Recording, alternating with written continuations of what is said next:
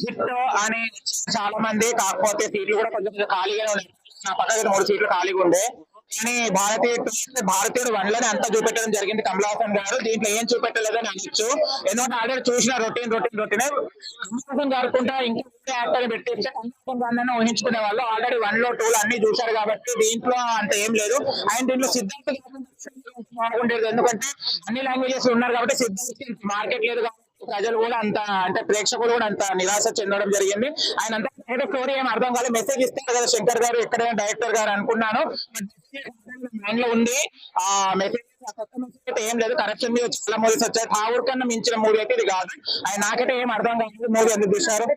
Music వినండి మీకు అర్థమవుతుంది, ఇంకోసారి వినబుద్ధి కూడా.